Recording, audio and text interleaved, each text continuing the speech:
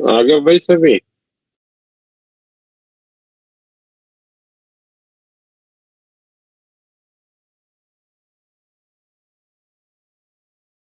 तो last class में क्या डिस्कशन हो रहा था? गणेश बताओ।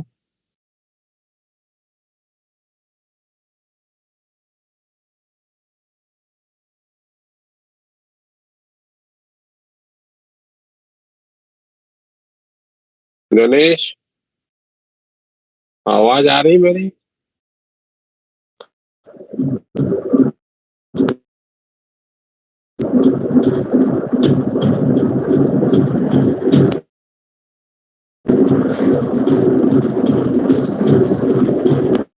अनिस्ता, बताइए क्या लास्ट क्लास में डिस्कस करा गया? अनिस्ता।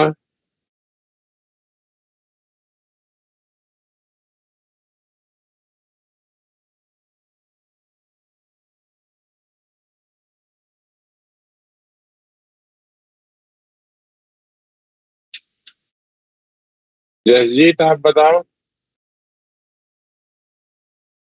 इमोशनल ईएमएफ डिस्कस किया था।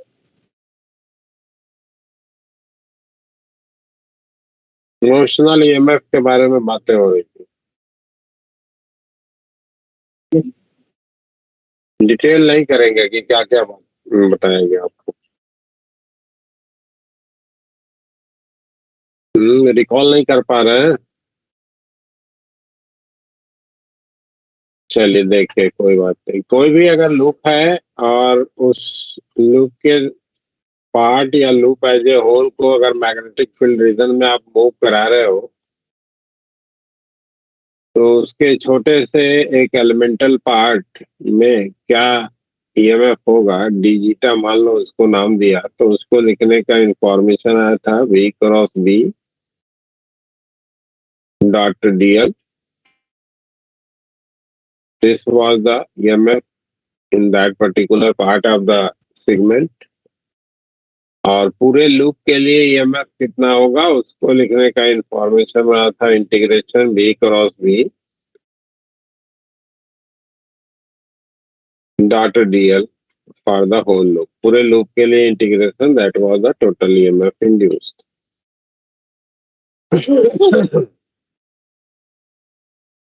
अब इसी इंफॉर्मेशन को हम लोग जो है वो यूज करेंगे। अगर मान लीजिए कि कोई एक मेटालिक रॉड है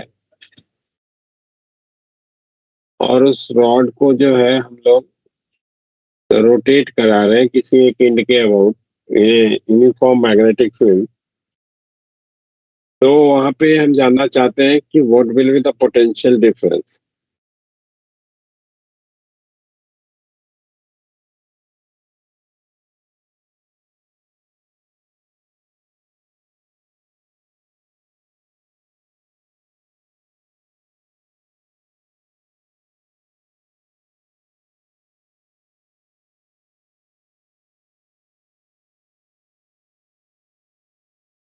यूनिफॉर्म मैग्नेटिक फील्ड है और उसमें आप रॉड को जो है वो रोटेट करा रहे हैं,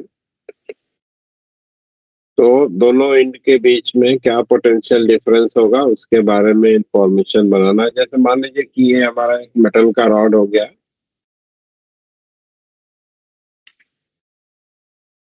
L is the length of this rod,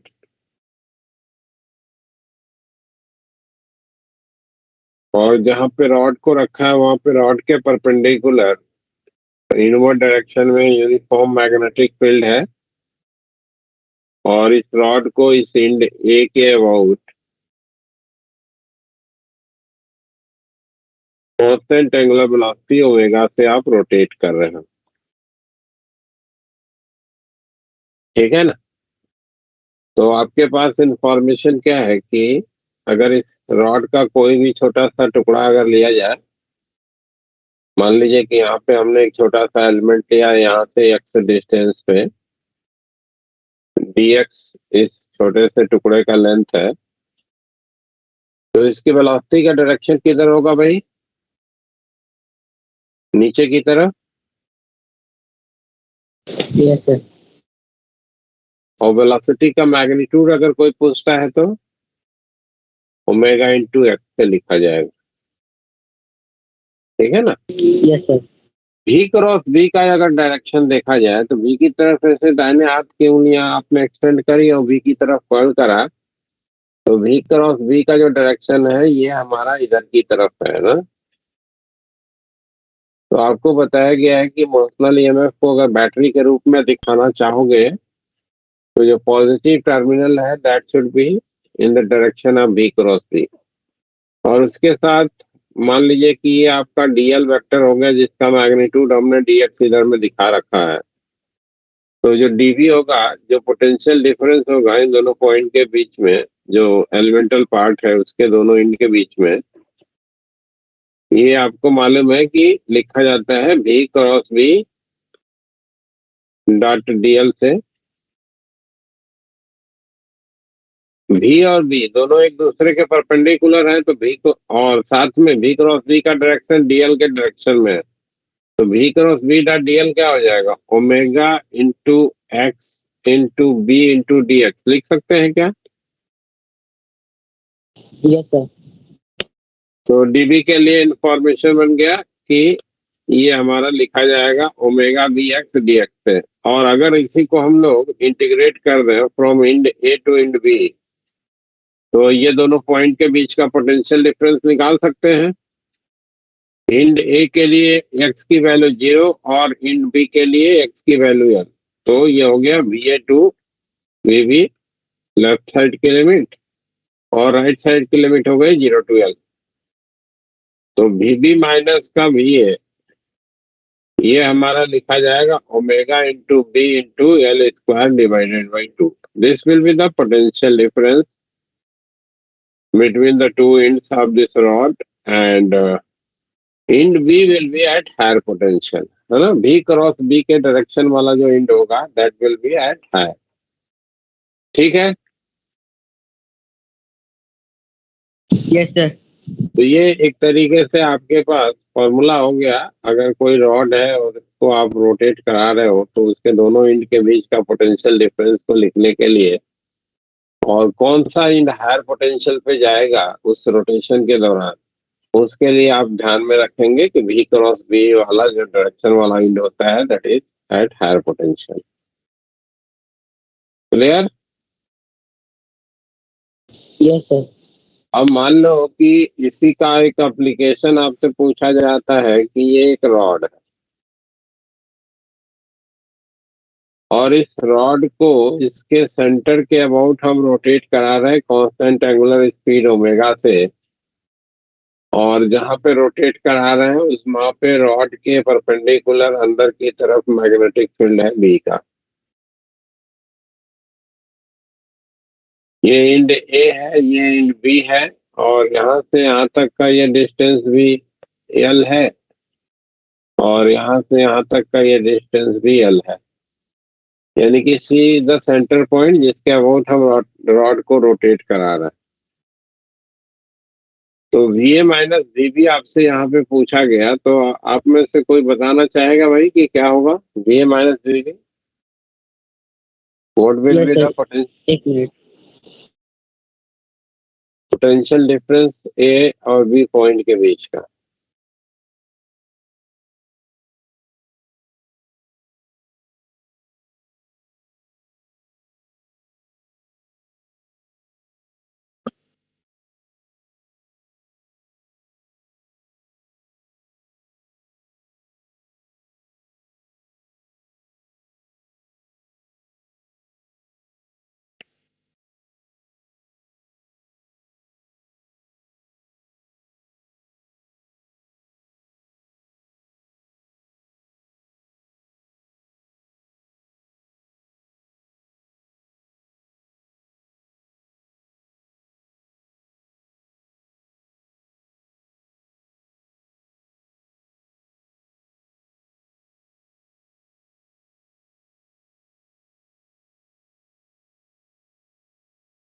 Jasjeet बताओ, कुशाग्र, कोमल,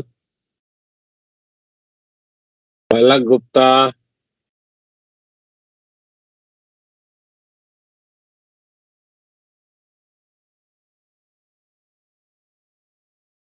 खुशी,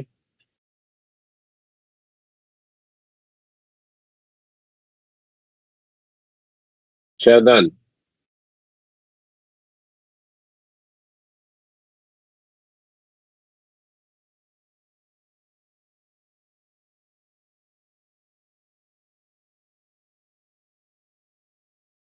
what will be the potential difference between the point A and B, which are the end point of this rod, and rod is being rotated about its center. Centre के about rotate करा रहा, नहीं आया baby? Sir 0। हाँ जी। देखो क्या हो रहा है, अगर हम यहाँ पे एलिमेंट लेते हैं तो इस एलिमेंट के वेलोसिटी का जो डायरेक्शन होगा that will B downward direction में होगा। ठीक है, अगर क्लॉकवाइज अपने रॉड को रोटेट कराए तो v क्रॉस b का जो डायरेक्शन है वो अगर देखेंगे तो it will be towards a, और a और c के बीच का जो पोटेंशियल डिफरेंस होगा that can be written as, ये फॉर्मूला बनाया था, omega B L square by 2 होगा। इसी तरीके से अगर आप इधर में आप एलिमेंट लेते हो तो वेलोसिटी का डायरेक्शन जो होगा वो इधर की तरफ होगा। v क्रॉस b अगर देखें तो किधर आ रहा है, b पॉइंट की तरफ, तो vb माइनस का vc ये तुम्हारा हो जाएगा omega into B into L square by 2 again. ठीक है, तो a और b के बीच का पूछा गया था तो 1 में से 2 को सब्सट्रैक्ट कर दो भाई, तो va minus vb that will be equals to 0। तो अगर मिड पॉइंट के अबाउट रॉड को रोटेट करा रहे हैं हम लोग तो इसके दोनों इन पॉइंट के अबाउट जो ईएमएफ अपीयरेंस में आएगा या जो पोटेंशियल डिफरेंस होगा दैट विल बी 0। ठीक है, यस सर। और लोगों को भी समझ में आ रहा है? चलिए, यस सर। जैसे मान लो कि अब इसी को थोड़ा सा मॉडिफाई कर दिया कि अब ये रॉड को हम जो है जिस पर्टिकुलर पॉइंट के अबाउट रोटेट करा रहे हैं वो इस एंड से L/3 पे है और इधर वाले एंड से 2L/3 पे है ना। ओमेगा की एंगुलर वेलोसिटी से रोटेट करा रहे हैं और अंदर में मैग्नेटिक फील्ड है बी का। तो अब आपको बताना है ये पॉइंट ए है, ये पॉइंट बी है, तो v और a के बीच का पोटेंशियल डिफरेंस क्या होगा, vb माइनस va बताना है। vb माइनस va का इंफॉर्मेशन देना है, फटाफट बताइए तो सभी लोग इसको।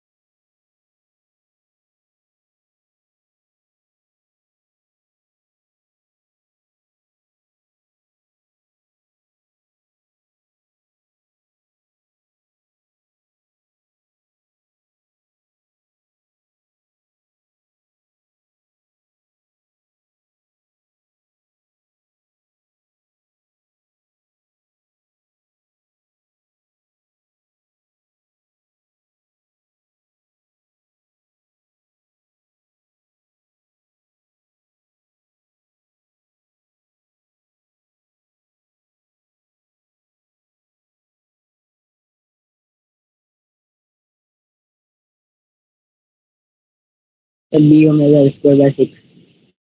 हाँ, अब इधर में फिर से वही इंफॉर्मेशन आपको इधर में मिलती है भाई कि अगर इधर में एलिमेंट लोगे तो इसके वेलोसिटी का डायरेक्शन इधर की तरफ होगा, तो बी वाला एंड जो होगा वो हायर पे होगा एज कंपैरिजन टू सी के, तो bb माइनस का vc ये इक्वल हो जाएगा b ओमेगा, और l की जगह पे क्या हो जाएगा 2L/3 अब की बार divided by 2.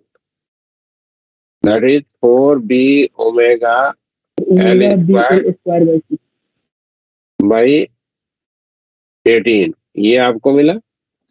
और इधर में कोई एलिमेंट लेते हैं तो इसकी वेलोसिटी का डायरेक्शन इधर की तरफ हो जाएगा, तो VA माइनस का VC ये आपका हो जाएगा P ओमेगा L/3 का स्क्वायर डिवाइडेड बाई 2, यानी कि हो जाएगा B omega L square division में 18। अब B और A के बीच का पोटेंशियल डिफरेंस हमसे पूछा गया था ना, तो ये वाले रिलेशन नंबर 1 में से ये रिलेशन नंबर 2 को सब्ट्रैक्ट कर दो, तो क्या मिल जाएगा? VB माइनस का VA that is equal to 4B omega L square by 18 minus B omega L square by 18। तो ये हो जाएगा 3B omega L square by 18 या B omega L square by 6। ठीक है, ये B और A पॉइंट के बीच का पोटेंशियल डिफरेंस हो जाएगा।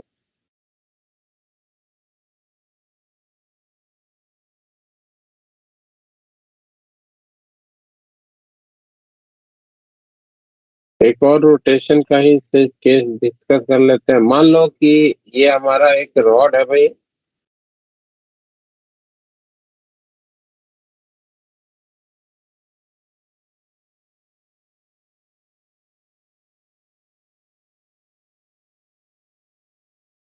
जिसके इधर में एक 90 डिग्री पे एक दूसरा मेटालिक रॉड जो है वो कनेक्टेड है ऐसे,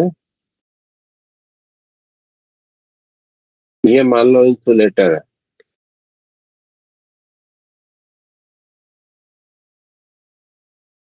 और ये आपका कंडक्टर है।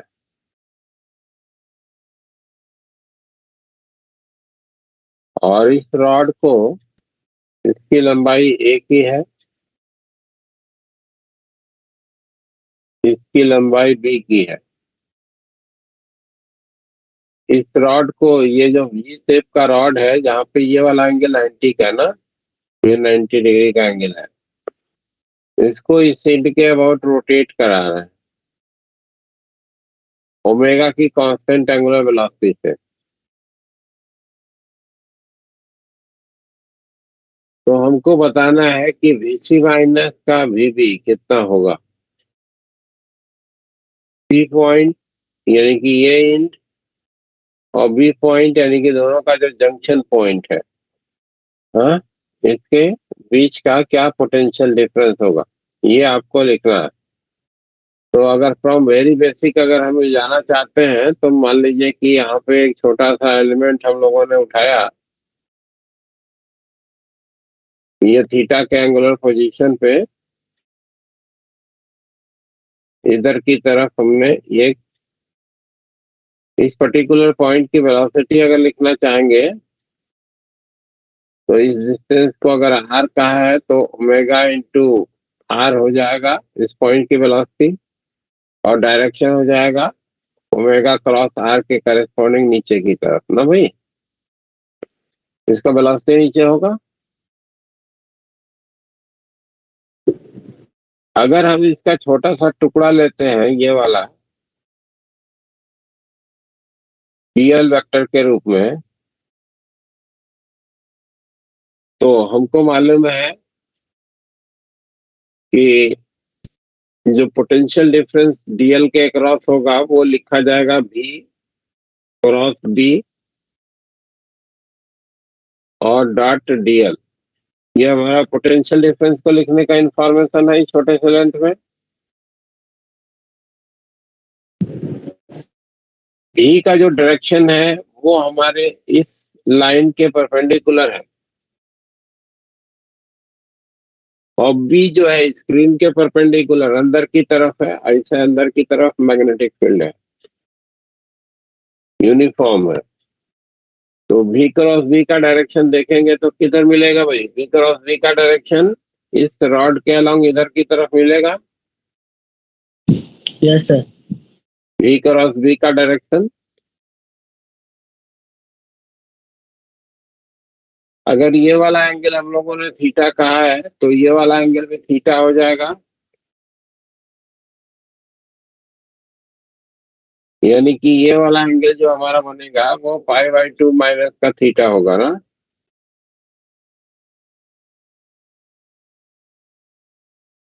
तो V cross B dot dl करा जाए,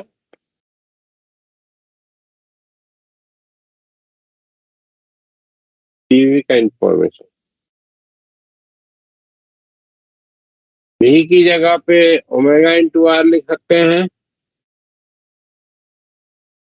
V की जगह पे B, और dl के साथ इसका डॉट प्रोडक्ट करना है तो V क्रॉस B और dl के बीच का ये वाला एंगल π/2 माइनस थीटा है, तो ये लिखा जा सकता है dl cos π/2 minus theta,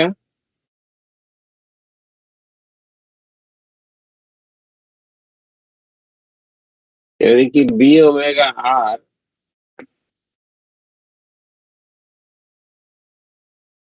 cos π/2 minus theta, ये साइन थीटा होता है into dl। This will be the potential difference between the two points जो हमने एलिमेंट के रूप में ले रखा।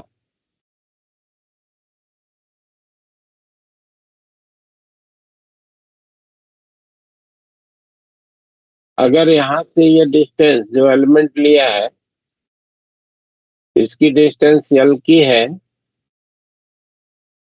तो साइन थीटा को हम लोग ये वाले बड़े वाले ट्रायंगल से लिख सकते हैं। कितना लिख सकते हैं? साइन थीटा को L divided by small R लिखा जा सकता है ना भाई। तो B omega R into sine theta D theta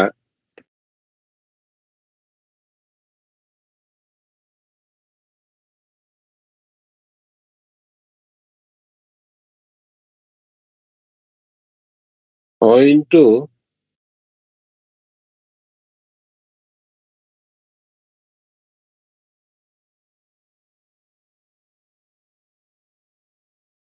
dB को आर दी थीटा लिख दिया जाए, एल की जगह पे डीएल की जगह पे, या रहने देते हैं, डीएल ही रहने देते हैं, आर साइन थीटा को ही रिप्लेस कर देते हैं। लिख सकते हैं क्या इतना? अब ये देखो आर साइन थीटा को देखो, तो आर साइन थीटा ये हमारा एल हो जाएगा। लिख सकते हैं क्या? R sine theta equal to L. Yes. तो ये हो जाएगा B into omega into L into D L, और अब हम इसको इंटीग्रेट कर देंगे 0 से L DV B S VV से बी ए वीसी। तो वीसी माइनस का वीवी, वी ओमेगा तो कांस्टेंट है, बाहर हो जाएगा L D L, L square by 2, limit भी रखेंगे तो एल स्क्वायर बाई 2। ये सी पॉइंट और डी पॉइंट के बीच का पोटेंशियल डिफरेंस का इंफॉर्मेशन हमको मिला। ये सी और डी पॉइंट के बीच का जो पोटेंशियल डिफरेंस होगा it will be given by V omega L square by 2 से।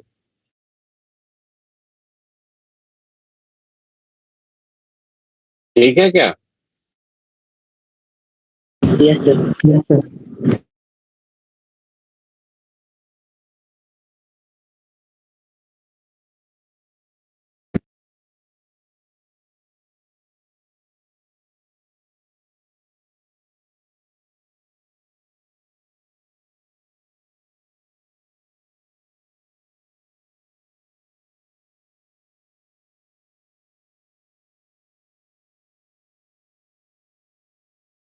ए और सी के बीच का कोई बताएगा क्या?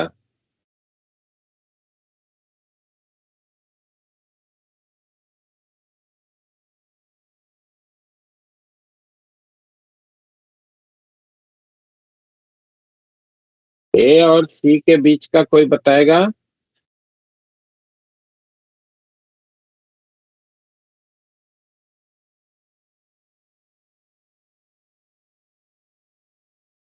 या सी और ए के बीच का?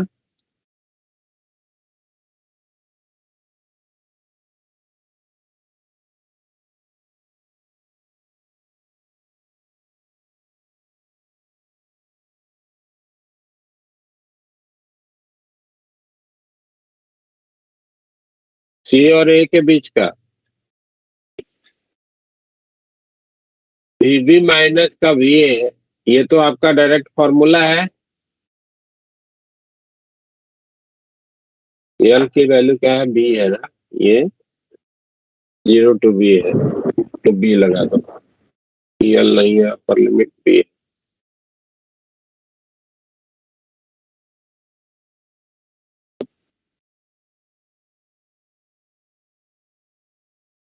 वी माइनस बी ए का तो डायरेक्ट फॉर्मूला है रॉड के लिए। ये आपके पास हो जाएगा B omega A square by 2। तो वीसी माइनस चाहिए था आपको, दोनों को ऐड कर दीजिए भाई। वीसी माइनस का वी ए दोनों को ऐड कर दीजिए, तो ये हो जाएगा B omega divided by 2 A square plus B square ना।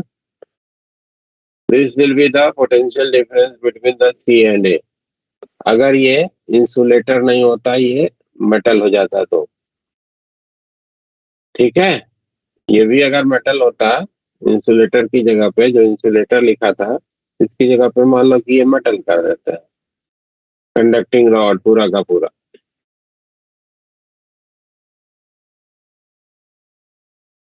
तो बी और ए के बीच का पोटेंशियल डिफरेंस ये है, सी और बी के बीच का पोटेंशियल डिफरेंस ये है।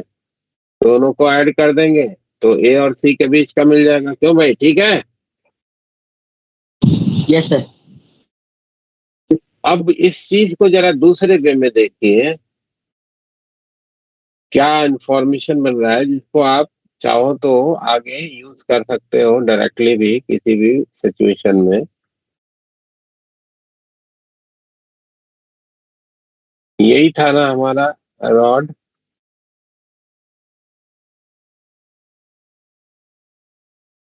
यहां से यहां तक ये लेंथ हमारा ए का था, और यहां से यहां तक लेंथ जो था दैट वाज बी। अब ए और सी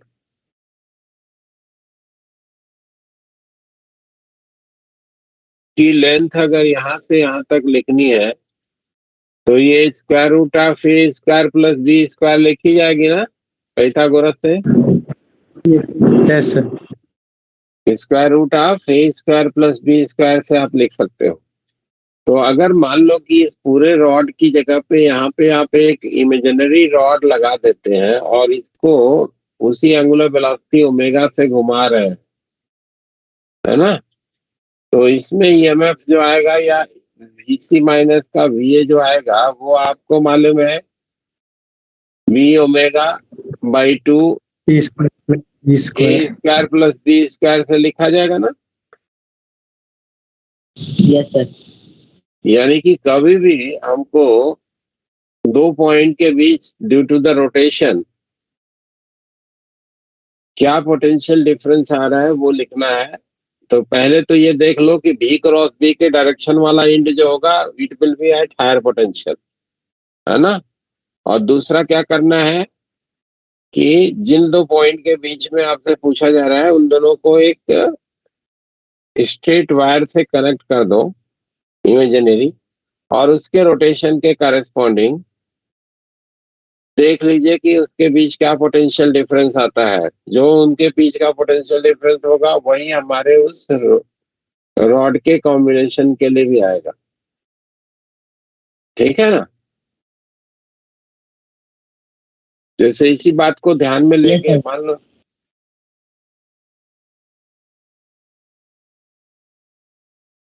इसी बात को मान लो कि ध्यान में लेके आपसे पूछा जा रहा है कि एक सेमी सर्कुलर जो है वो वायर है, सेमी सर्कुलर क्या है, वायर है, और इस वायर का जो रेडियस है वो आर का है। और इसको इस इंड ए के about constant angular velocity omega से एक ऐसी जगह पे जहाँ पे इनवर्ड डायरेक्शन में मैग्नेटिक फील्ड है हम रोटेट करा रहे हैं। इस ए पॉइंट और ये बी पॉइंट के बीच का हमको पोटेंशियल डिफरेंस बताना है। ए पॉइंट और बी पॉइंट के बीच का पोटेंशियल डिफरेंस बताना है आपको। और एक पॉइंट और ले लेते हैं जिससे थोड़ा सा ए और सी के बीच का भी पोटेंशियल डिफरेंस बताना है, जिसमें ए से सी को मिलाने वाली ये जो लाइन है वो ये एंगल थीटा बना रही है। तो दो दो पार्ट बताइए, वीबी माइनस का वीए बताइए और वीसी माइनस का वीए भी बताइए। ये दोनों बताइए, कैलकुलेट करिए।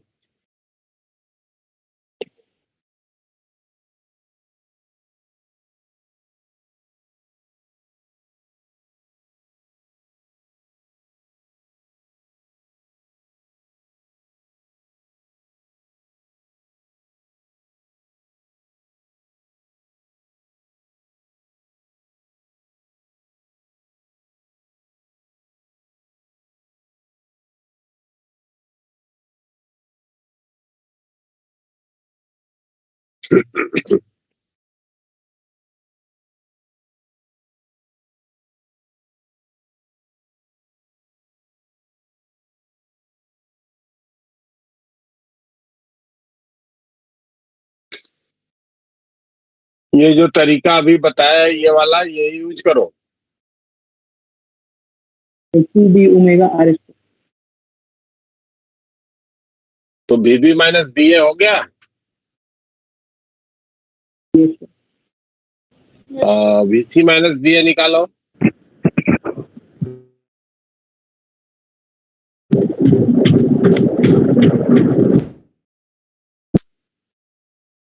बीबी माइनस बी ए के लिए यहाँ से यहाँ तक आपको स्ट्रेट वायर कनेक्शन देना है ना,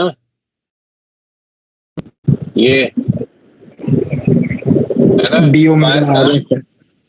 तो इसकी लेंथ कितनी हो जाएगी, 2r हो जाएगी। यस। और बीबी माइनस का बी ए लिखना है तो ये लिखा जाएगा B into omega into 2r का स्क्वायर डिवाइडेड बाई 2 ना, that is 2b omega r square. This will be the potential difference between the point B and A. और C और A का भी कोई बनाया क्या?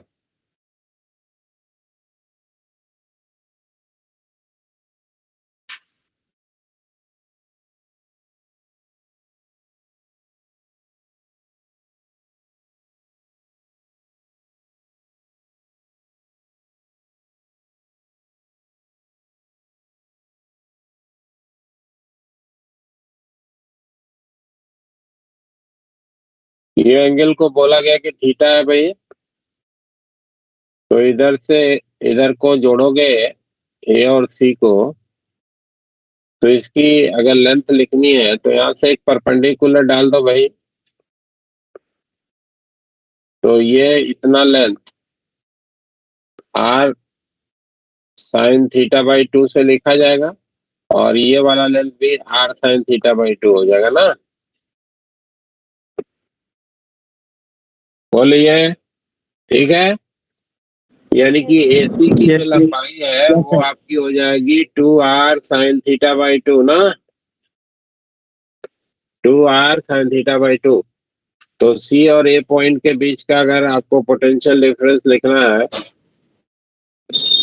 तो VC माइनस का VA ये आपका हो जाएगा B into omega into 2r sine theta by 2 का होल स्क्वायर डिवाइडेड बाई 2।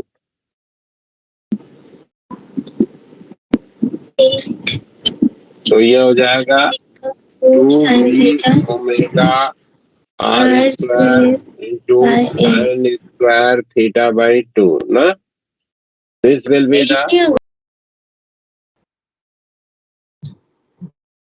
क्या बोला बेटा? Nothing sir. कुछ तो बोल रही थी। सर एक्चुअली मैं जब आप करवा रही थी ना तो कर रही थी, तो इस वजह से ना वो माइक ऑन था, तो इस वजह से।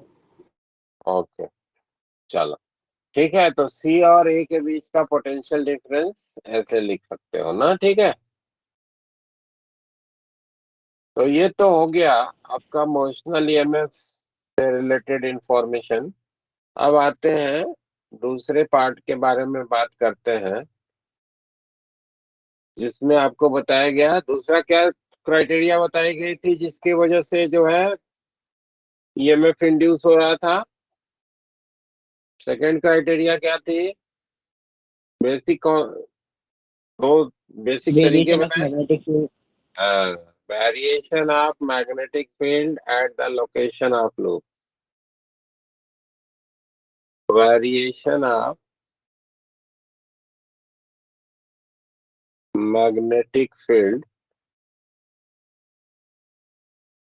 at location of loop। Loop के लोकेशन पे कैसे मैग्नेटिक फील्ड वैरी कर रहा है, अगर वो वेरिएशन टाइम के साथ हो रहा है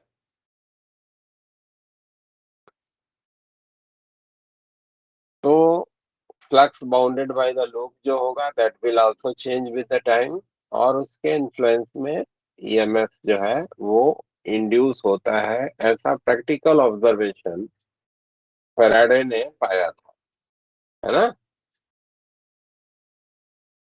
लेकिन जितनी इंफॉर्मेशन हमारे पास अभी है उतनी इंफॉर्मेशन को अगर मान लो कि हम यूज करते हैं, मान लीजिए कि कहा गया कि एक मेटालिक लूप है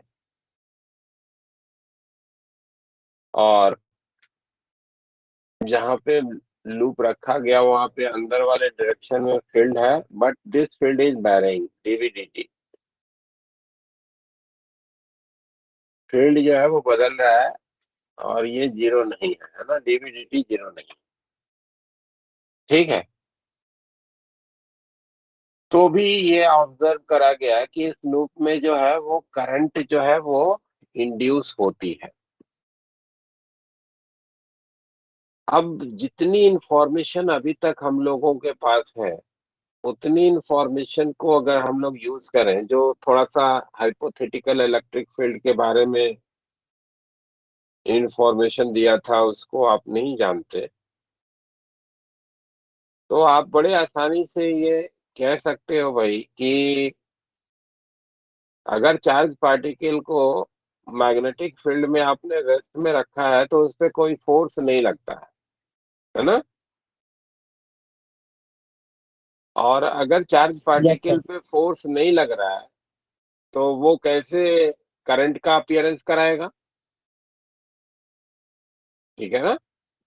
करंट का मतलब क्या हो गया कि चार्ज इज मूविंग, ठीक है ना। Yes sir. चार्ज फ्लो कर रहा है वायर में, तो वायर पे में जो फ्री इलेक्ट्रॉन्स हैं उन पे कोई इफेक्टिव फोर्स नहीं लग रहा है, क्योंकि मैग्नेटिक फील्ड में इफेक्टिवली फोर्स तो तभी लगता है ना जब चार्ज हमारा मूविंग होता है।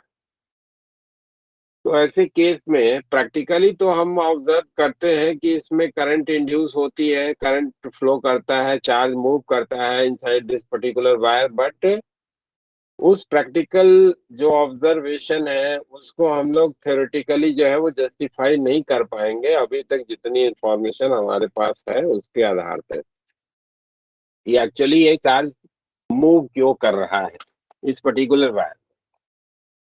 तो अगर इस बात को हमको समझना है, हाँ, कि ये पर्टिकुलर चार्ज मूव क्यों कर रहा है, तो वहां पे हमको मैक्सवेल की जो हाइपोथेसिस है उसको ध्यान में लाना होगा। और उन्होंने क्या ऑब्जर्वेशन दिया कि जहां कहीं भी मैग्नेटिक फील्ड वैरी करता है वहां पे इलेक्ट्रिक फील्ड जो है वो जनरेट होता है। ठीक है। मैक्सवेल्स थ्योरी लिख लीजिए।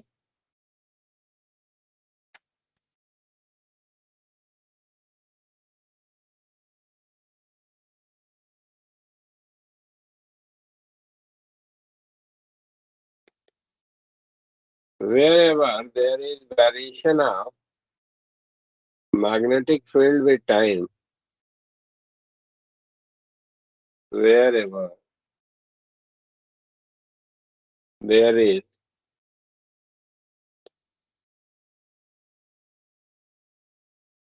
variation of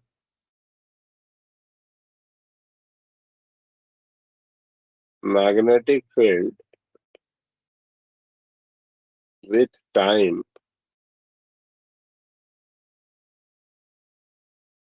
electric field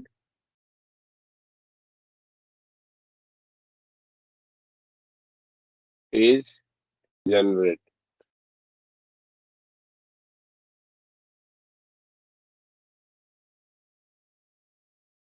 which is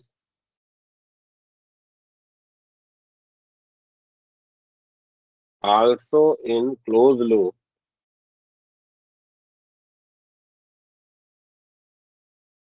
like magnetic field.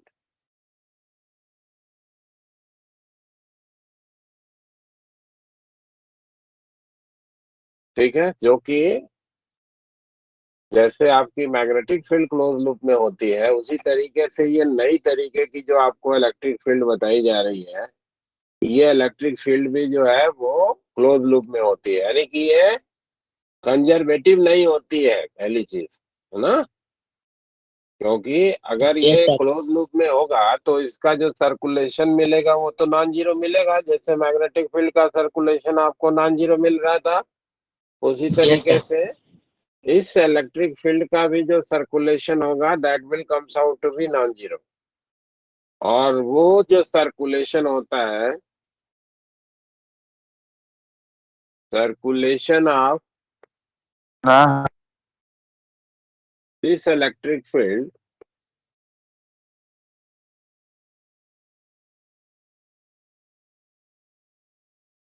is equals to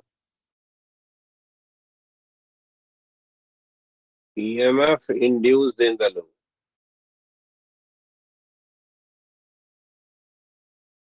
ठीक है, इस लूप में जो ईएमएफ इंड्यूस होगा उसके बराबर होता है, यानी कि जो नई तरीके की इलेक्ट्रिक फील्ड कही जा रही है उसका जो सर्कुलेशन है ई डॉट ऑफ डीएल, ठीक है, ये ईएमएफ होगा।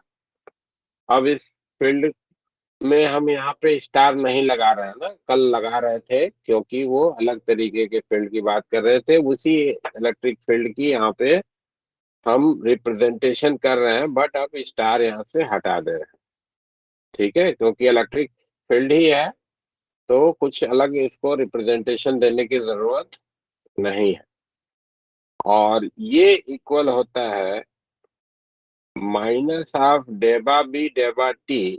डेबा बी इसलिए कर दिया क्योंकि मैग्नेटिक फील्ड जो है may be varying with the position also, है ना, वो पोजीशन के साथ भी बैरिंग हो यस सर। सकता है ना। तो अगर मैग्नेटिक फील्ड पोजीशन के साथ बदल रहा है तो उसको हमको अपने कंसिडरेशन में नहीं लेना है, हमको टाइम के साथ कैसे मैग्नेटिक फील्ड बदल रही है केवल उसका रेट लिखना है। डॉट एरिया वेक्टर है ना, एरिया वेक्टर को एस से दिखाते रहे हैं तो एस वेक्टर इसके बराबर माइनस ऑफ डेबा बी डेबा टी डॉट एस वेक्टर से लिखा जाएगा। This will be the EMF induce in this particular loop. ठीक है ना, इधर में जो निगेटिव आ रहा है वो ये इलेक्ट्रिक फील्ड जो इंड्यूस होगी उसका सेंस क्या होगा उसको दिखाने के लिए है। जैसे मान लीजिए कि ये हमारा पर्टिकुलर लूप है,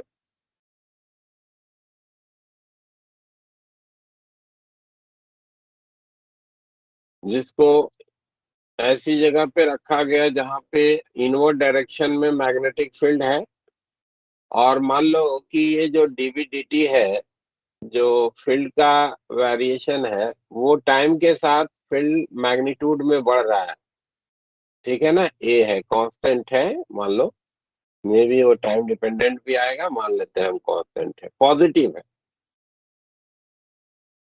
तो एरिया वेक्टर को डिफाइन करने के लिए हम कोई ना कोई डायरेक्शन में उंगलियां घुमाएंगे। मान लो कि ऐसे कर्ल करके हम उंगलियों को घुमाते हुए एरिया वेक्टर को डिफाइन किए है ना। जो एरो बनाया उस डायरेक्शन में उंगलियों को कर्ल किया, घुमाया। अंगूठा किधर गया? अंदर की तरफ गया है ना। Yes sir. तो जो बी का डायरेक्शन है उसी डायरेक्शन में हम जो है अपने एरिया वेक्टर का भी जो डायरेक्शन है वो चूज कर लेते हैं, मान लो। ठीक है, उल्टा भी ले सकते हैं, कोई दिक्कत। ठीक है, तो क्या मिलेगा? DB D T into S dot product, ये पॉजिटिव मिलेगा हमको। Yes sir. ये हमको पॉजिटिव मिलेगा। और ई डॉट डीएल की वैल्यू हमको निगेटिव मिलेगी। इसका मतलब क्या होगा कि जो इलेक्ट्रिक फील्ड यहाँ पे जनरेट होगी उसका जो सेंस होगा that will be like this one, है ना, इधर की तरफ ऐसे ये गोल लूप में होगी। और उसका डायरेक्शन इधर की तरफ होगा, यानी कि इसका टेंजेंशियल डायरेक्शन ऐसे हम ड्रॉ कर रहे हैं। तो this will be the direction of electric field at different position on this particular loop. ठीक है, इस तरीके से इलेक्ट्रिक फील्ड का डायरेक्शन होगा। क्लियर है क्या बात? वहीं वहीं पे मान लो कि आपका जो फील्ड है वो तो इनवर्ट है, लेकिन जो डीवीडीटी तुमको मिल रही है वो नेगेटिव की मिल रही है, माइनस का एक है दे रहा है। माइनस का मतलब टाइम के साथ फील्ड घट रहा है ना। और एरिया वेक्टर को डिफाइन करने के लिए ऐसे हमने अपनी उंगलियों को कर्ल करा। तो एरिया वेक्टर और फील्ड वेक्टर तो दोनों सेम डायरेक्शन के हो गए भाई।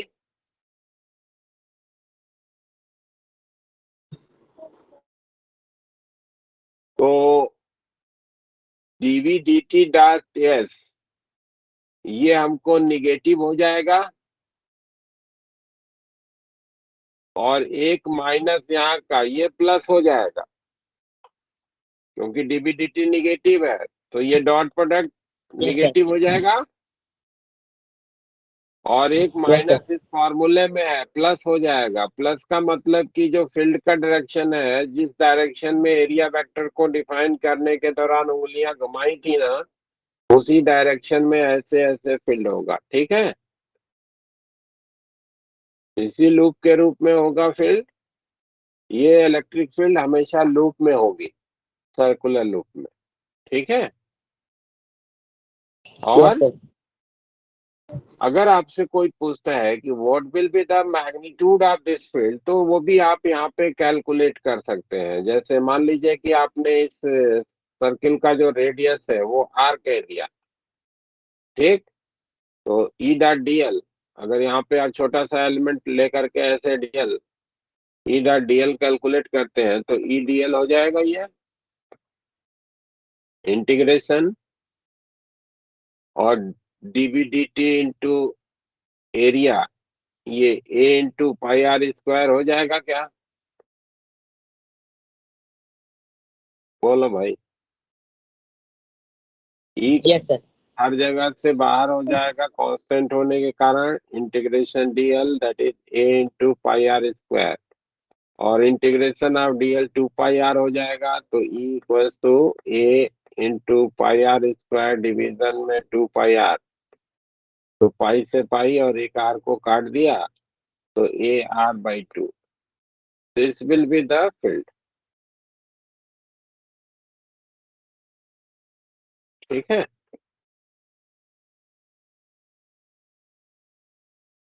Yes sir. तो ये फील्ड हो जाएगी। तो ऐसे कहीं पे इलेक्ट्रिक फील्ड, अगर मैग्नेटिक फील्ड का वेरिएशन हो तो कितनी इलेक्ट्रिक फील्ड होगी, that can also be calculated. तो ये दोनों इंफॉर्मेशन को एक साथ क्लब करके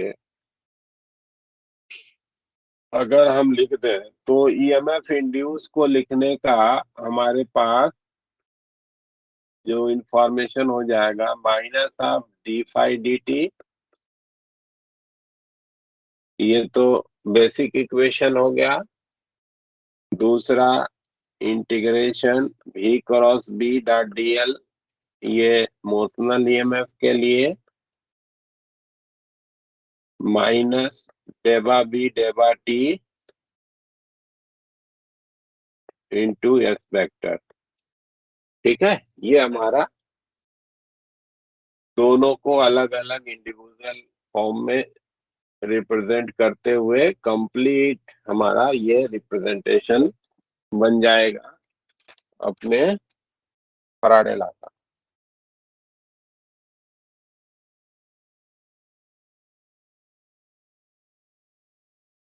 ठीक है भाई।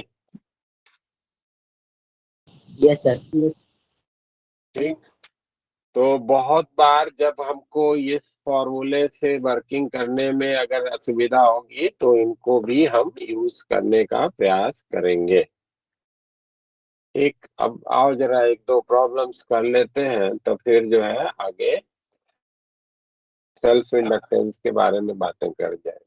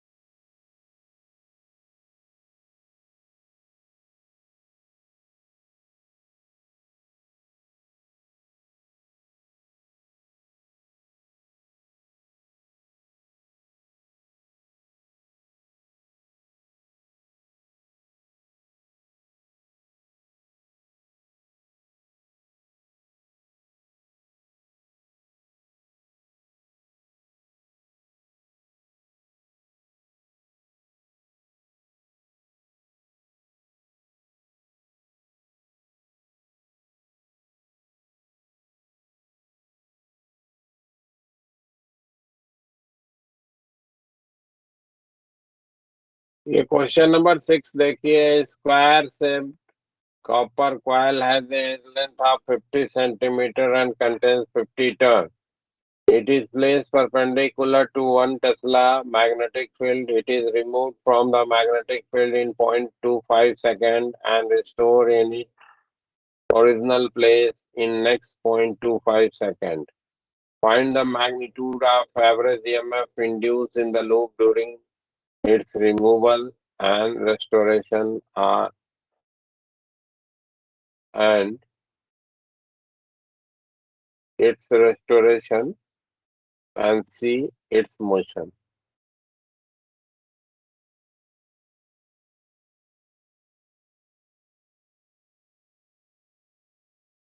ये आपको प्रॉब्लम में क्या कहा जा रहा है कि एक ये स्क्वायर शेप की लूप है जिसकी एज लेंथ के बारे में जानकारी है कि ये एज लेंथ इसकी जो है 50 सेंटीमीटर की है और इसमें नंबर ऑफ टर्न्स 50 है। एक जगह पे यूनिफॉर्म मैग्नेटिक फील्ड का अपीयरेंस हो रहा है, और ये जो फील्ड है let it be assume to be invert, ये 1 टेस्ला की फील्ड है, और इस लूप को इस फील्ड से बाहर निकाला जा रहा है, ठीक है ना।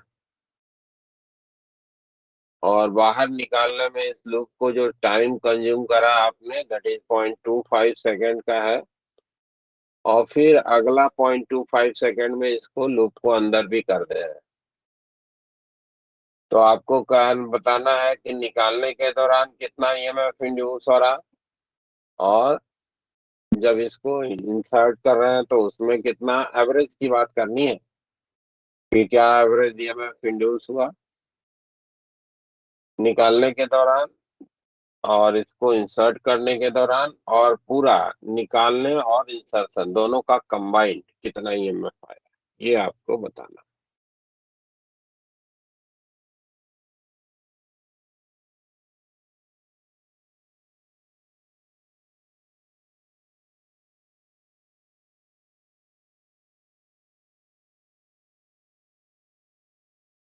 तो आपके पास इंफॉर्मेशन क्या है भाई, कि जो ईएमएफ इंड्यूस होता है वो आपका लिखा जाता है माइनस ऑफ डेबा phi d phi d T से लिखा जाता है।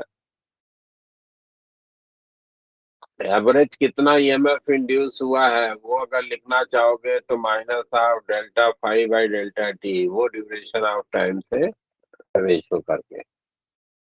इनिशियली जब ये यहाँ पे है तो यहाँ पे जो फ्लक्स बाउंडेड होगा वो आप लिख सकते हो area of the loop L multiplied by magnetic field, ये एक लूप के द्वारा होगा इतना, और ऐसे ही एन लूप है तो एन, ये इनिशियल इतना फ्लक्स बाउंड हो रहा है, ठीक है। और फाइनली जब ये बाहर निकाल दिया गया तो ये हमारा हो जाएगा, फाइनली जो फ्लक्स बाउंड होगा that will be zero. Yes sir. तो चेंज इन फ्लक्स कितने का आया भाई, L square B into N का निगेटिव एक माइनस यहाँ का divided by interval of time जो दिया गया है, ये हमारा एवरेज ईएमएफ इंड्यूस हो गया इन दिस पर्टिकुलर प्रोसेस। तो इसमें आप वैल्यू रख लो 0.5 का square multiplied by 1 multiplied by 50 divided by 0.25, है ना।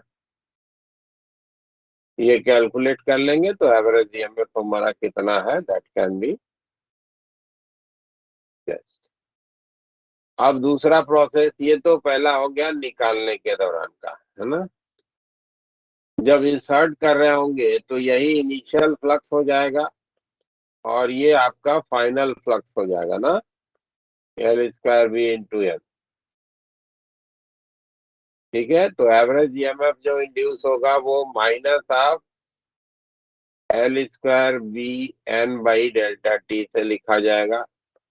निगेटिव केवल सेंस को दिखाने के लिए है भाई, कि अगर मान लो कि जब हम इसको निकाल रहे होंगे तो इस लूप में जो करंट होगी वो कुछ ऐसे फ्लो कर रही होगी क्लॉकवाइज, क्योंकि फ्लक्स घट रहा है।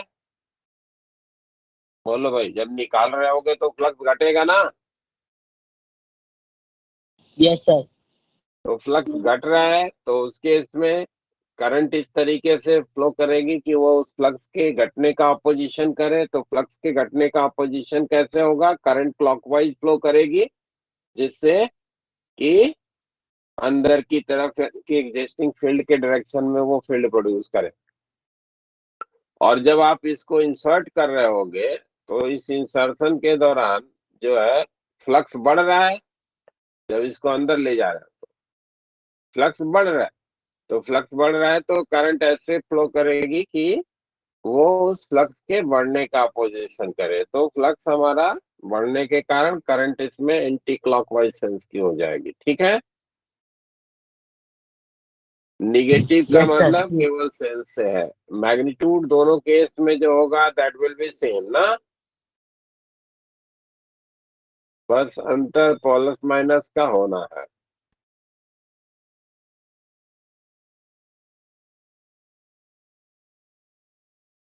तो ये 50 वोल्ट हो गया, और ये माइनस का 50 वोल्ट हो गया ना। और इस पूरे प्रोसेस में तो इस अंदर से बाहर ले गए, फिर बाहर से अंदर ले गए, तो टोटल फ्लक्स में चेंज कितना आया? 0। इनिशियल भी एल स्क्वायर बी एन है और फाइनल भी एल स्क्वायर बी एन है ना। तो चेंज इन Yes, sir. फ्लक्स जीरो, तो पूरे प्रोसेस के दौरान जो एवरेज ईएमएफ इंड्यूस होगा इट विल बी जीरो। 0। ठीक है, जितना Yes, sir. पॉजिटिव उतना ही नेगेटिव, तो जीरो हो गया। समझ गया क्या हम लोग? Yes, sir.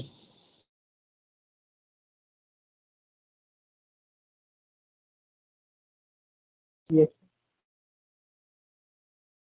एक ये प्रॉब्लम देखिए 8 नंबर।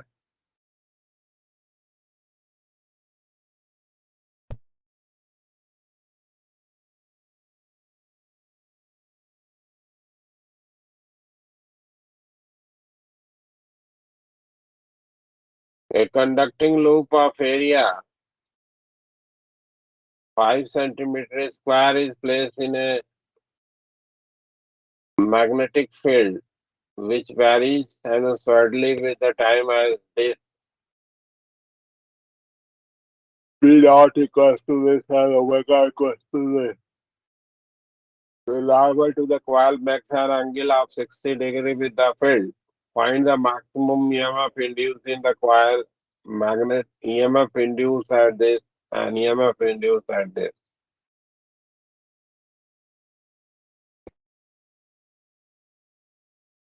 हमसे इस प्रॉब्लम में क्या कहा जा रहा है कि एक जगह पे एक कॉइल है, ऐसे रखी गई है। कॉइल का जो परपेंडिकुलर का डायरेक्शन है और जो फील्ड का डायरेक्शन है वहां पे, वो दोनों के बीच का angle theta equals to 60 degree का है। ये एरिया वेक्टर हो गया कॉइल के लिए, और ये फील्ड वेक्टर हो गया जो कि इस डायरेक्शन में। एरिया ऑफ द कॉइल के लिए इंफॉर्मेशन दिया गया कि ये एरिया आपको 5 सेंटीमीटर स्क्वायर की है।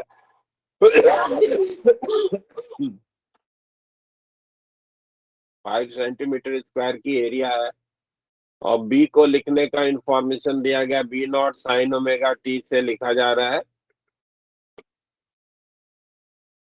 यहाँ पे बी नॉट की वैल्यू शायद 0.2 मेंशन किया गया, ओमेगा की वैल्यू शायद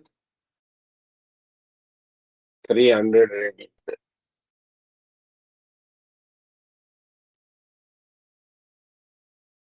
रेडियन पर सेकेंड, या पर सेकेंड ही लिखा है तो पर सेकेंड लिख दीजिए। हाँ, तो बताना है कि इस कॉइल में मैक्सिमम कितना ईएमएफ जनरेट होगा और दो स्पेसिफिक टाइम दिया गया है, उस समय क्या क्या ईएमएफ जनरेट होगा। तो किसी इंस्टेंट पे अगर हमको इस पर्टिकुलर कॉइल के लिए फ्लक्स लिखना है भाई, तो आपको मालूम है कि जो फ्लक्स होएगा it will be written as B dot A से। Yes, sir. ठीक है ना, क्योंकि फील्ड तो पोजीशन के साथ तो बदल नहीं रही है, फील्ड का वेरिएशन टाइम के साथ है। ठीक है, तो हर जगह पे फील्ड जो है वो यूनिफॉर्म है, तो वी डॉट एट से लिख सकते हैं ना। तो ये हो जाएगा बी ए इंटू कॉस 60, यानी कि B naught A by 2 sine omega T. ये हो जाएगा flux at any time T के लिए इंफॉर्मेशन। बोलो भाई, ठीक है। Yes, sir. अब ईएमएफ कितना इंड्यूस होगा वो लिखना है, तो ईएमएफ माइनस का डी फाई डी टी से आप लिखते हैं, तो डिफरेंशिएट कर दीजिए, minus of P not into A into omega into cos omega T D by 2 लिखा जाएगा। This will be the EMF induce in this particular loop.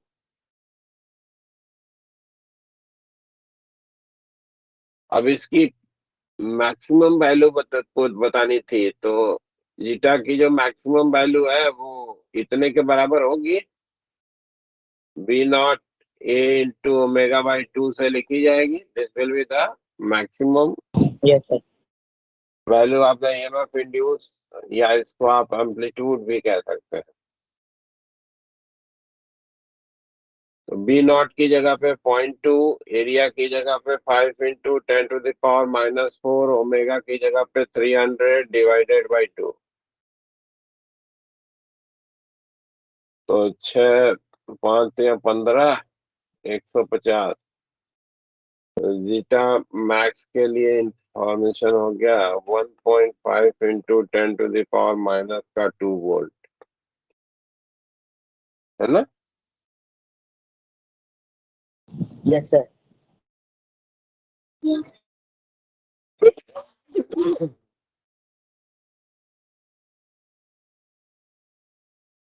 और क्या पूछा गया भाई? टाइम पाई बाई 900 और पाई बाई 600 पे भी पूछा गया। तो बस क्या करना है,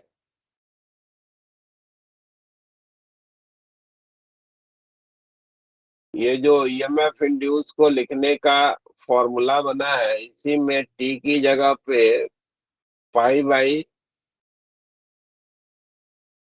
900 रख दीजिए, ओमेगा की जगह पे 300, और ये वैल्यू हम लोग पहले से निकाले ही हैं।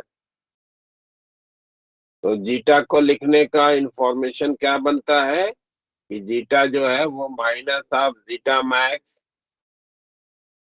कॉस ऑफ ओमेगा टी से लिखा जाना है ना। तो minus of zeta max into cos omega की जगह पे 300 और पाई बाई 900 ये रख दिया, तो पाई बाई 3 हो गया, कॉस 60। तो जीटा की वैल्यू हो जाएगा माइनस का जीटा मैक्स बाई 2। तो दूसरे वाले का आंसर ये हो जाएगा। अब पाई बाई 600 करेंगे तो पाई बाई 2 हो जाएगा, कॉस पाई बाई 2 होता है 0। तो दूसरे वाले टाइम पे 0 हो जाएगा ना।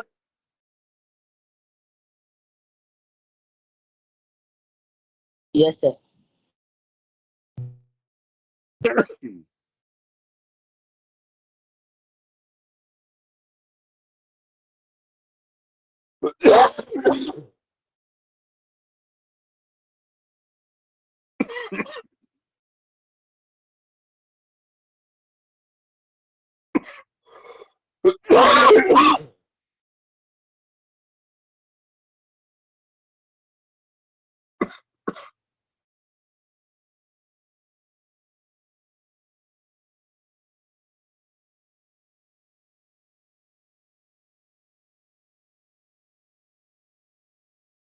क्वेश्चन नंबर 12 भी एक बार ट्राई करिए।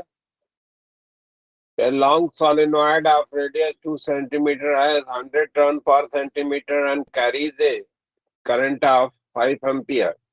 A coil of radius 1 centimeter having 100 turns and total resistance 20 ohm is placed inside the solenoid coaxially. The coil is connected to a galvanometer. If the current in the solenoid is reversed in the direction,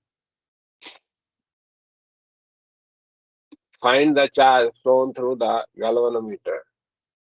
अब इधर में charge phloem के लिए information बनानी है, तो उसके लिए एक फॉर्मूला बताते हैं।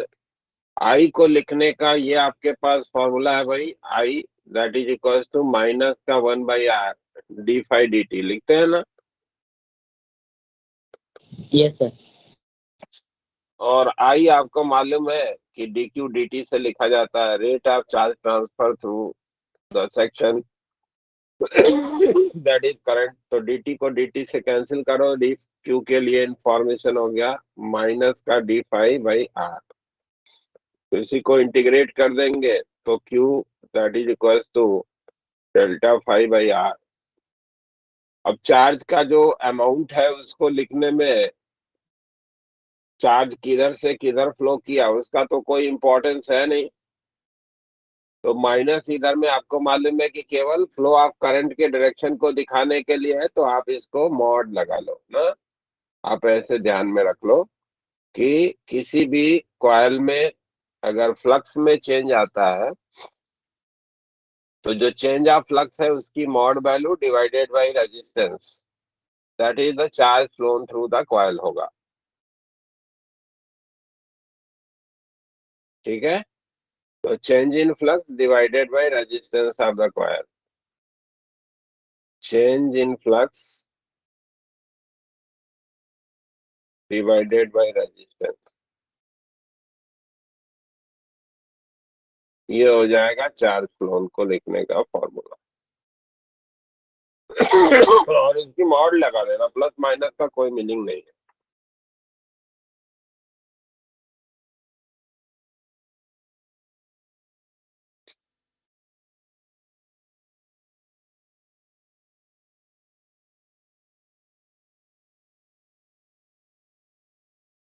आइए अब तो 12 नंबर को ट्राई करिए, फॉर्मूला आपको मिल गया इसके लिए।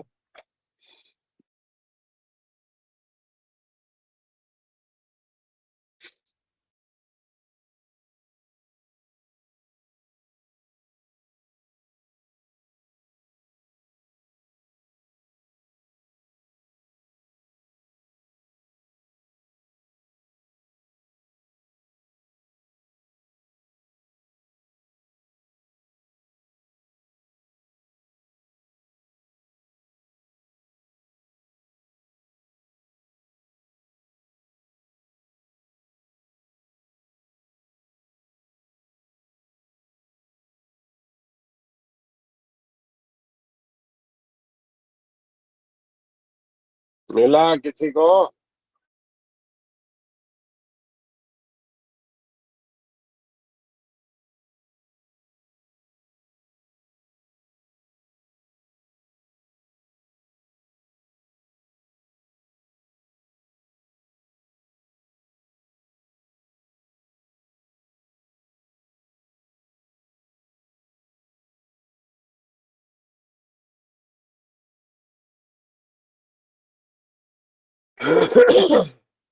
हाँ चलिए देखिए तब फिर प्रॉब्लम को क्या क्या नाम। आपको इस प्रॉब्लम में बोला जा रहा है कि ये एक सॉलिनॉइड है।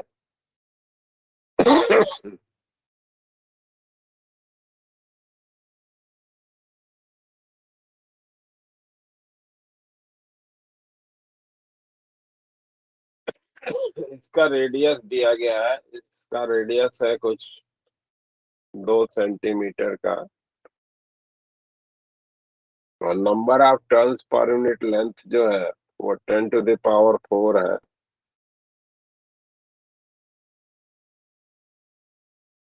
और इसमें करंट I = 5 एम्पियर की फ्लो कराई जा रही है। और इसके साथ कोएक्सियली एक ऐसे कॉइल को रखा गया है ना, दोनों, इसका जो रेडियस है, इसका रेडियस 1 सेंटीमीटर का है, और इसमें जो टर्न्स है उनकी संख्या 100 की है,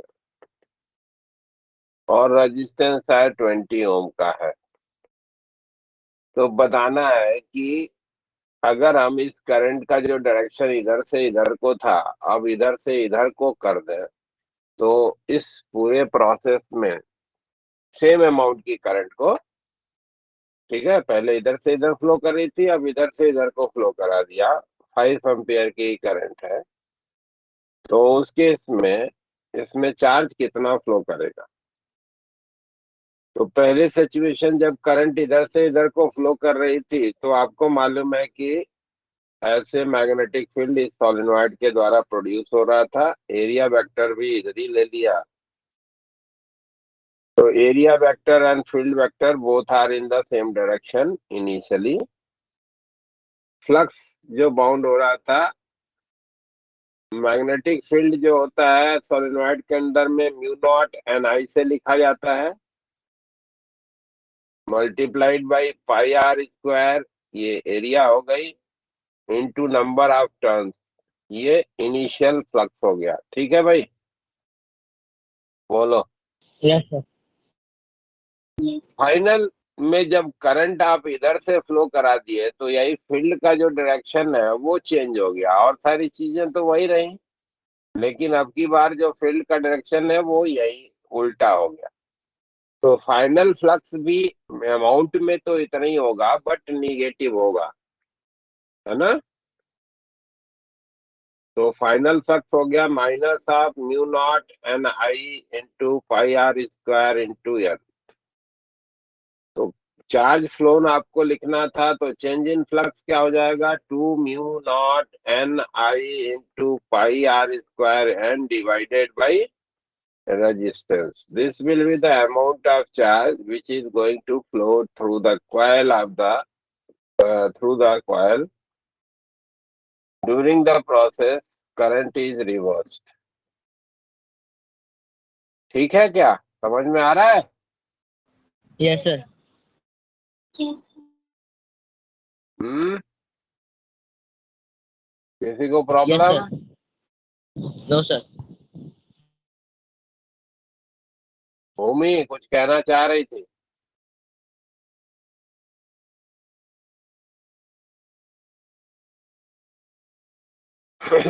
आवाज नहीं आ रही आपकी गुनगुन, ठीक है।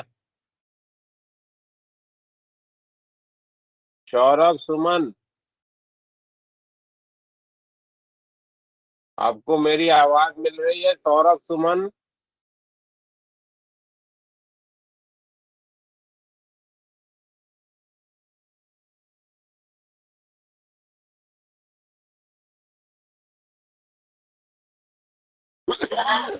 खुशी यादव,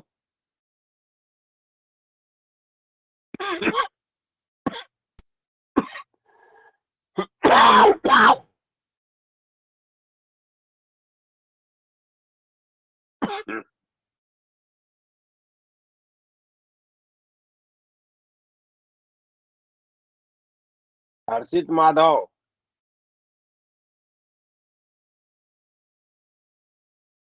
यस सर। समझ में आ रहे भाई बातें यस। जो बताई जाने? हम्म।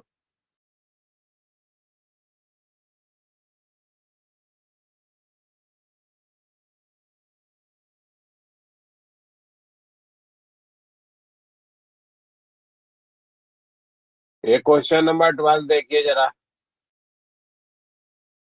Figure shows a metallic square frame of phase length A in a vertical plane. A uniform magnetic field B exists in the space in the direction perpendicular to the plane of the figure. Two boys pull the opposite corner of the square to deform it into a rhombus. They start pulling the corner at t equals to 0 and displaces the corner at a uniform speed u. Find the induced EMF in the frame at the instant when the angle of these corners reduces to 60 degree.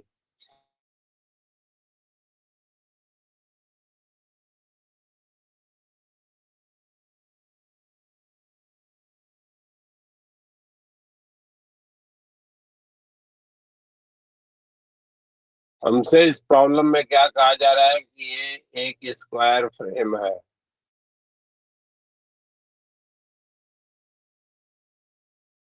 और इस corner को इधर की तरफ you velocity से, इस corner को इधर की तरफ यू वेलोसिटी से खींचा जा रहा है। ये सब मूवेबल जंक्शन जॉइंट है ना। एज लेंथ इसकी एक ही है,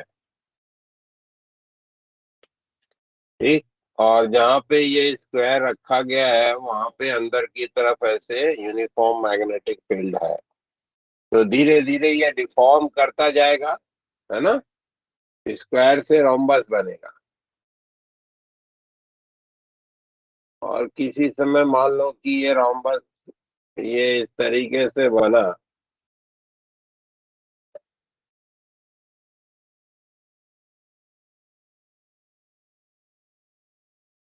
ये यू वेलोसिटी से इधर को पुल करा जा रहा है और ये यू वेलोसिटी से इधर को पुल करा जा रहा है।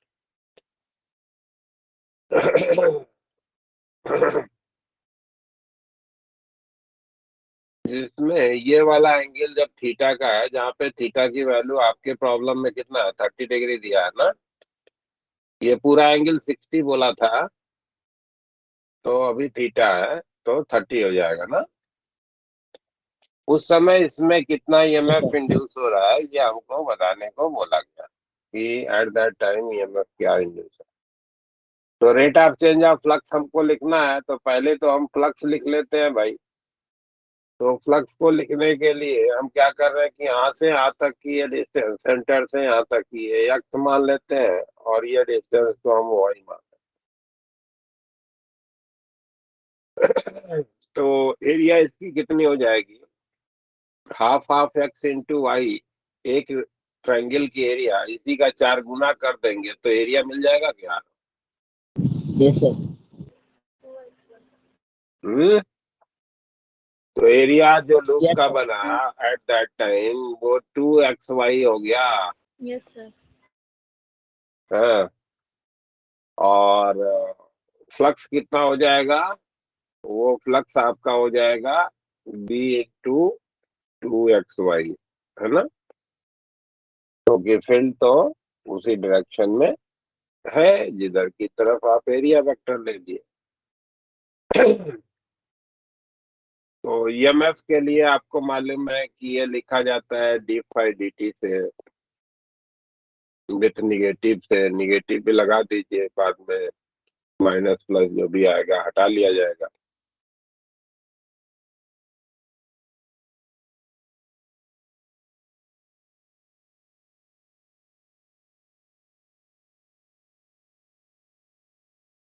अब इसको डिफरेंशिएट करिए तो माइनस का 2b तो बाहर हो गया। अब देखो जब आप इसको खींचोगे तो एक्स और वाई दोनों बदलेंगे, है ना। Yes sir. तो first function yes. Into second का डेरिवेटिव, तो x into d y d T plus y into D x D T लिख सकते हैं। Yes sir. यस ये सर। हमारा ईएमएफ का इंफॉर्मेशन हो गया। और dx dt तो हमको मालूम है कि u है। अब dx dt और dy dt आपस में कैसे रिलेटेड है वो अगर हम लोग लिख लें तो काम हमारा हो जाएगा। तो इसी ट्रायंगल को देखो, X square plus Y square ये तुम ए स्क्वायर से लिख सकते हो ना। Yes sir. यानी कि yes sir. Twice yes of X dx dt plus twice of Y dy dt differentiate कर दीजिए। ए तो बदलेगा नहीं तो राइट साइड 0 हो जाएगा। यानी कि dy dt को हम लोग लिख सकते हैं माइनस का X by Y into D x D T से लिख सकते हैं।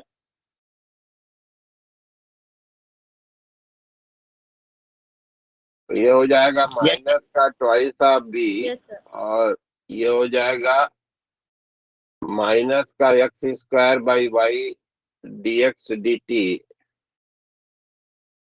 Plus Y D x D T.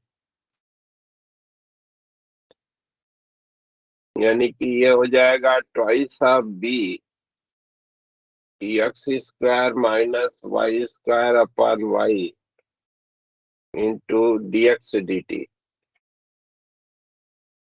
लिख सकते हैं। ये ईएमएफ का इंफॉर्मेशन हो गया, लिखा जा सकता है क्या। Yes sir. अब यस ये सर। एक्स वाई की वैल्यू और D x D T U हो गया। तो जीटा को लिखने का फॉर्मूला हो गया ट्वाइस ऑफ बी। एक्स की जगह पे हम लोग ए कॉस थीटा लिख सकते हैं। तो ए स्क्वायर बाहर हो जाएगा कॉस स्क्वायर थीटा, और वाई की जगह पे ए साइन थीटा लिख सकते हैं तो minus sine square theta divided by Y की जगह पे A sine theta and U लिखा जा सकता है ये। Yes sir. ए से एक पावर हटा देते हैं, cos square theta minus sine square theta cos 2 theta हो जाएगा। तो जीटा को लिखने का एक जनरल फॉर्मूला हो गया 2b a u cos 2 theta division में साइन थीटा ना। तो ये किसी भी पर्टिकुलर थीटा Yes, के sir. करस्पॉन्डिंग कितना इसमें ईएमएफ आएगा उसको लिखने का एक्सप्रेशन बन गया। अब इसमें अपना वैल्यू रख लो, थीटा की जगह पे 30 डिग्री, तो अपना आंसर बन जाएगा। तो और ये जनरल फॉर्मूला हो गया कि किसी शेप ऑफ द रम्बस में एंगल अगर दिया हुआ है तो आप उसमें डायरेक्टली उस एंगल की वैल्यू को प्लेस करके आप उसमें कितना ईएमएफ होगा दैट यू कैन रिकॉग्नाइज या जज। ये पॉजिटिव मिलने का मतलब क्या हुआ कि जो एरिया वेक्टर को डिफाइन करने के दौरान आपने उंगलियां घुमाई थी ऐसे क्लॉकवाइज, तो अगर इसमें करंट फ्लो करती है तो वो क्लॉकवाइज ही फ्लो करेगी, क्योंकि आपको मिल रहा है कि जैसे जैसे ये डिफॉर्म होता जाएगा वैसे वैसे एरिया बाउंडेड छोटा होता जाएगा। क्यों भाई? फ्लक्स घटेगा, Yes, sir. तो फ्लक्स घटेगा तो ईएमएफ ऐसे इंड्यूस होगा कि वो उस फ्लक्स के घटने का विरोध करे, यानी कि करंट जो होगी that will be in clockwise sense.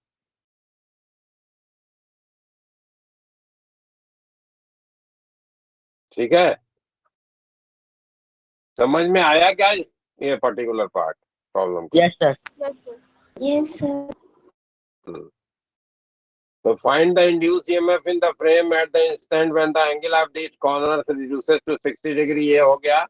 Find the induce current in the frame at this instant if total resistance of the frame is R. तो इंड्यूस करंट के लिए क्या करोगे? आर से डिवाइड कर दोगे। Yes, sir.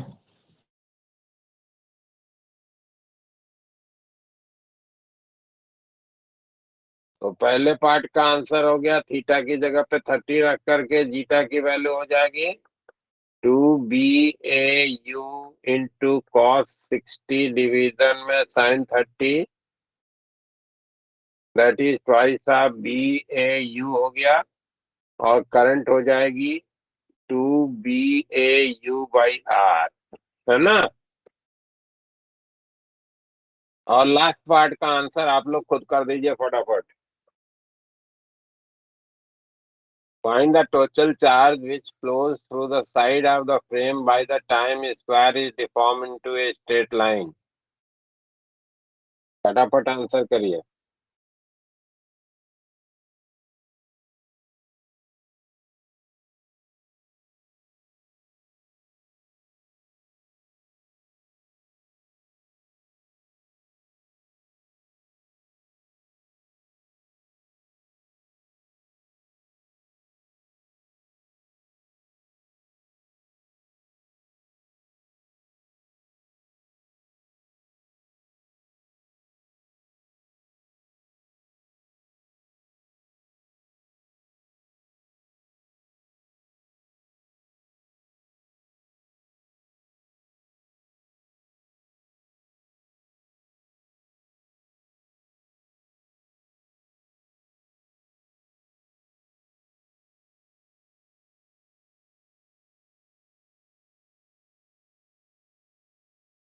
लास्ट वाले का आंसर करो भाई।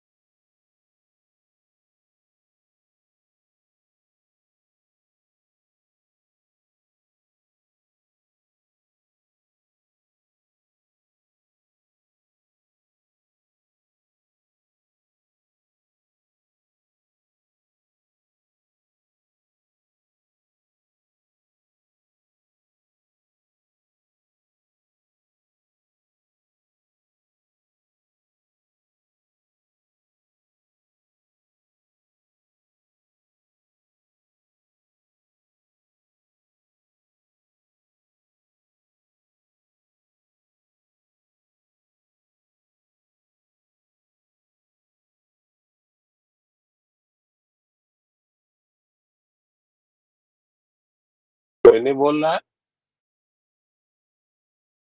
हम्म,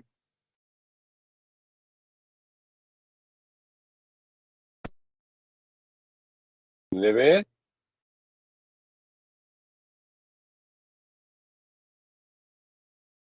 यस सर। क्या हो गया, लास्ट पार्ट का आंसर क्यों नहीं कर रहे?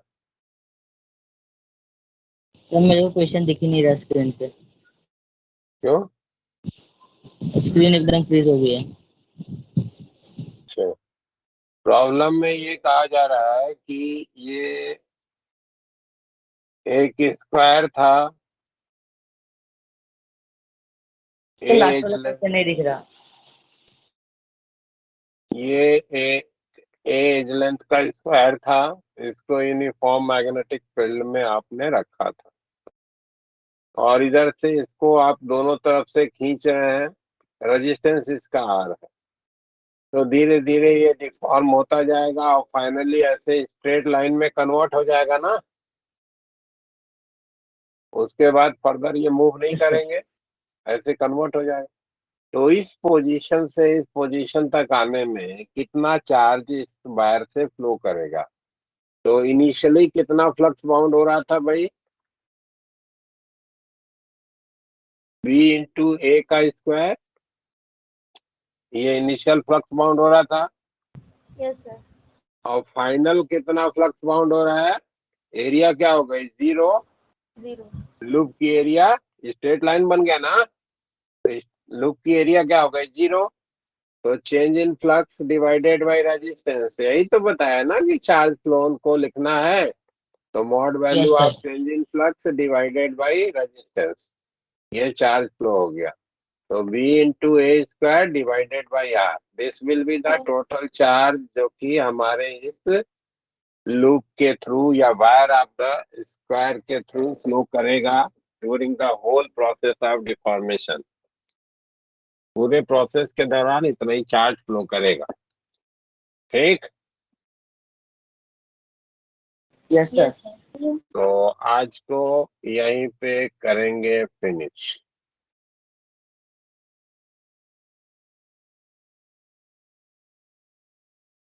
Thank you sir. संडे को क्लास है, ध्यान रखिएगा।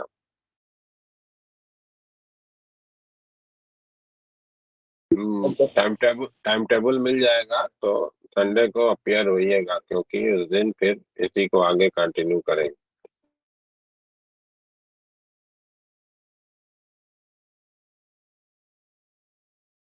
Thank you sir. Okay. Thank you sir.